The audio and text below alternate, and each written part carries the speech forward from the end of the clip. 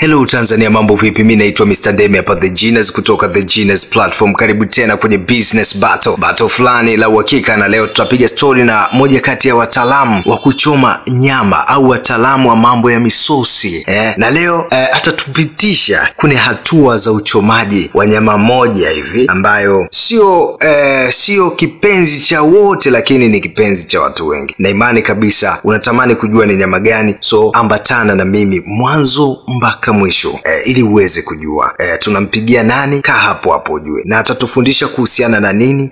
Kaa hapo hapo. Hello? Habari Rodrick. Salama. Aise, mambo yanaendaje? Aise, mambo ni poa sana, niambie. Aise, safi kabisa. Aise, uko live hapa kupitia The Genius Platform. Okay. Ndio. Tunaweza tukapiga story kidogo kuhusiana na vitu ambavyo unaweza ukawa unavijua na ili uweze kutufundisha. Inawezekana vizuri kabisa mke wangu. Niambie. Safi kabisa. Kabla ya yote tulitamani kujua kitu kimoja. Kuna kipindi ulikuwa Ujerumani ndugu yangu. Ndio. Hivi Ujerumani ulienda kufanya issue gani? Okay. Mimi kwanza tasnia yangu ni hotelia.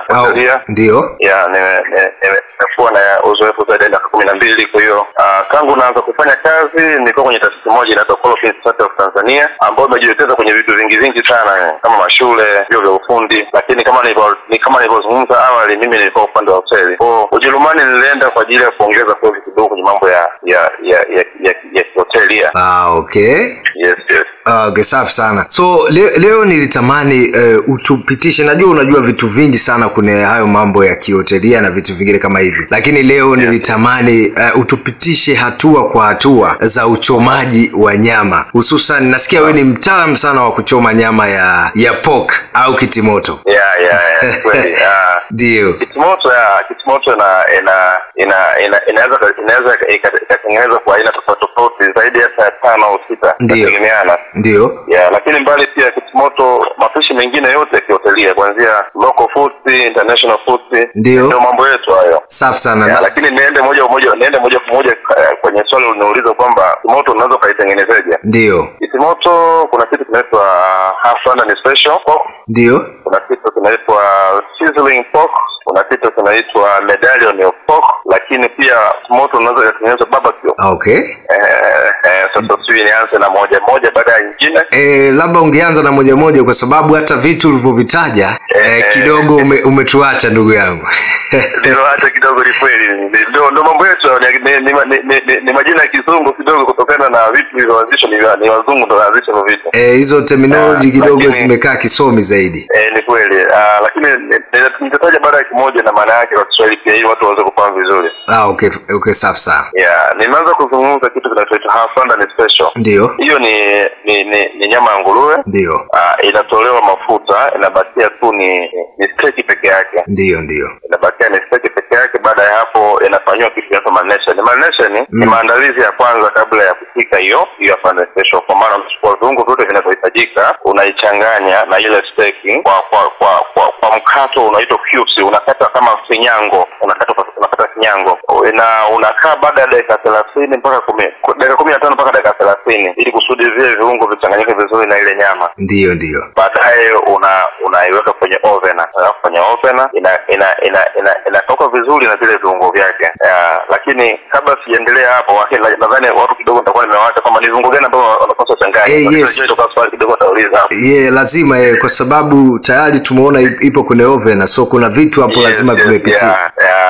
Kabla kwenye oven hapo unachukua viungo kama unachukua roiko kidogo, unachukua soya sauce kidogo, unachukua kitunguu saumu, unachukua tangawizi. Ndio. Tangawizi ndio. Then unachanganya sasa ule mchanganyiko pamoja ule. Unaweka na chumvi kidogo sababu siku hizo watu wengi hawapenda kutumia chumvi nyingi sana kutokana na magonjwa kwa mengi. Ni kweli chumvi imekuwa noma.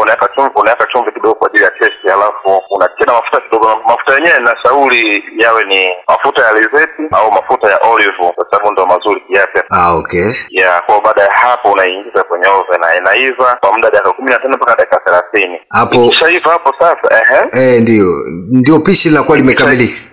Ikisha ikishaiva hapo bado ili kusudi kamilike kwa maana ya half London kuna kibao special. Yes. Yeah, nadhani kama nikupelekeza unaweza tukapatikana ndani huko kwenye miji kama Dar es Salaam, Mwanza na sehemu zingine. Yeah, inaitwa sizzling platter. Okay. Inaitwa sizzling platter, unaweka kwenye moto, kwenye kibao kinachemshwa kwenye moto kile. Kinachemshwa kwenye moto, basi unachukua ile nyama, unakuja tena unaweka pale kwenye kile kibao kile. Ndio. Ambacho kinakuwa kimechemshwa tayari kwenye jiko pale. Yaani ni kibao kinachemshwa kwenye jiko, alafu unaweka nyama kwa juu. Yeah, nitakutumia picha, baadhi ya picha utaona hiyo sizzling platter ili kusudi watu waelewe zaidi kama wataweza kuitangaza nani kwa kuirusha kwenye media yako.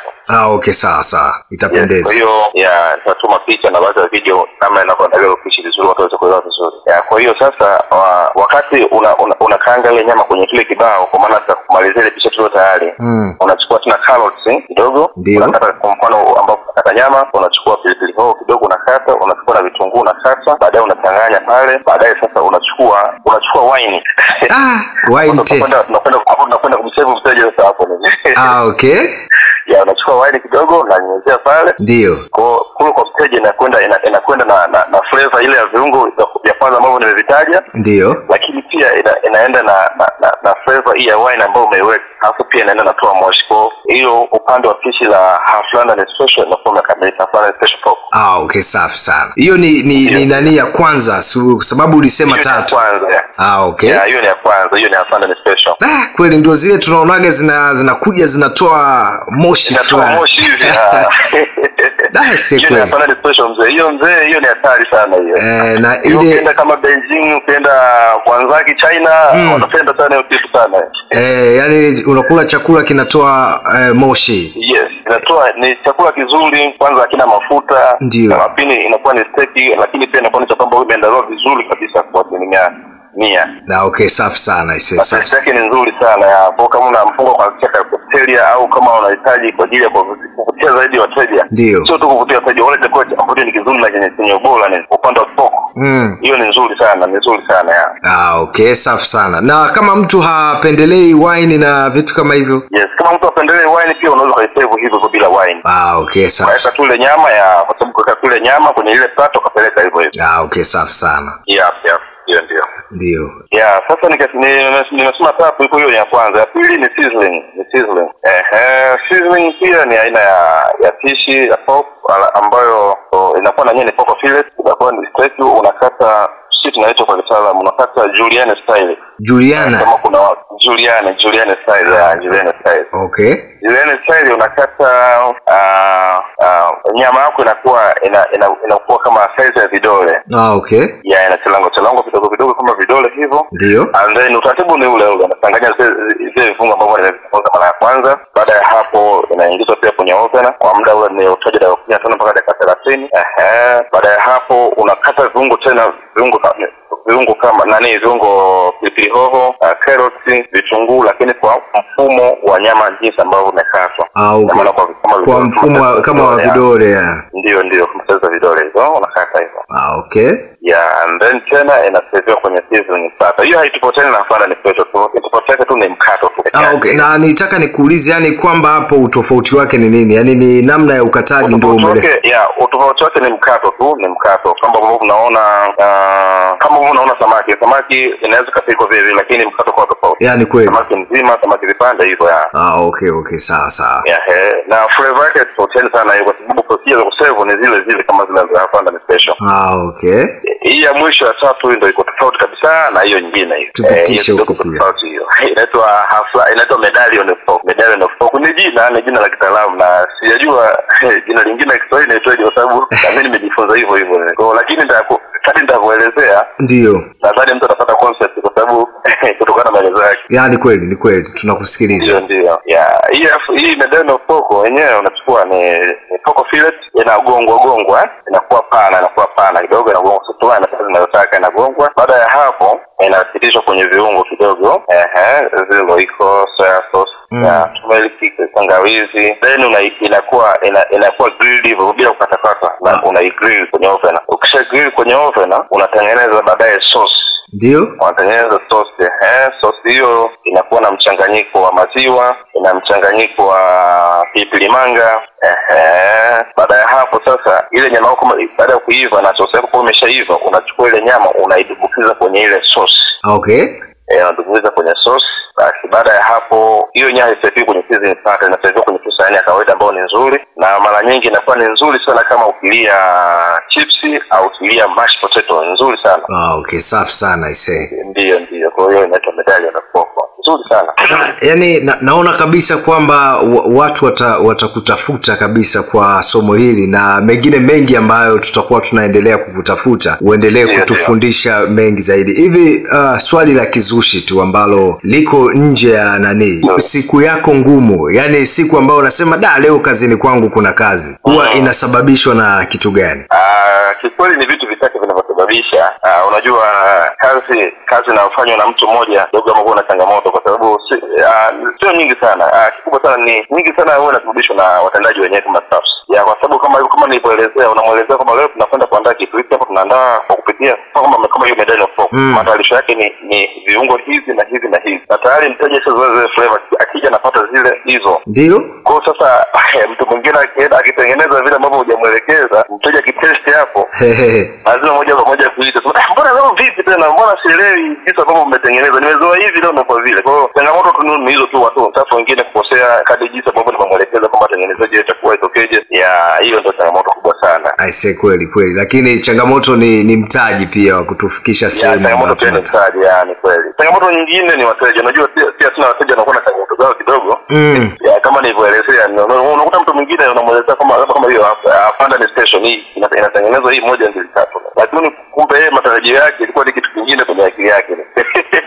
Okay, Kwa nadhani kuna haja pia kuandaa haya majina kwa lugha ya Kiswahili kama nilivyozungumza mara ya kwanza.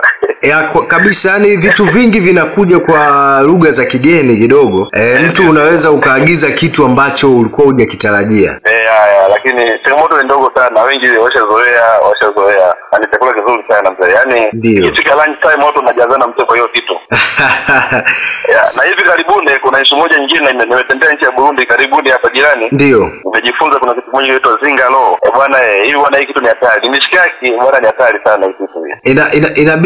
Inabidi utufundishe tena session nyingine kuhusiana na hicho kitu. Yes, mambo ni mengi mzee, mambo ni mengi sana. It says safi sana. Mambo ni mengi na inabidi tuandae katika kipindi, kwa sababu kuna vitu vingi kama katope pufa. Ndio. Tuna vitu ni vingi. Salami, pizza, vitu ni vingi sana mzee.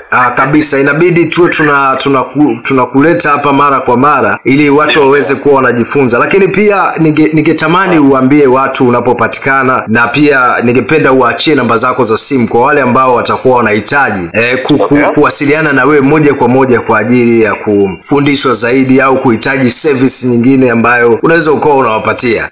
Sawa. Ndio. Bwana, kwanza nijitambulishe kwanza, majina yangu naitwa Lord Chris Jonathan Sidika. Ni hotelia professional kwenye kitengo cha managers of hotels, na namba yangu ya simu ni 0768380376. Naweza nikarudia tena. Ndio. Ni 0768380376. Napatikana muda wowote. Kama kuna mtu anataka kuniuliza chochote kile kuhusiana na mambo ya mapishi, mambo ya hoteli kwa ujumla, vitu vingi, tunatengeneza menu. Ndio. Kwa mtu ambaye amefungua hoteli hajui mfumo wa hoteli unatengenezwaje, niko tayari kumsaidia kwa ajili ya kutengeneza. Na mwisho kabisa, kwa sababu napatikana mkoa wa Kagera, lakini hainizui kutoka sehemu yote kwenda sehemu yote. Wewe tu mwenyewe na uhitaji wako, mimi niko tayari. Asante sana ndugu yangu. Tuko pamoja ndugu yangu. Asante sana.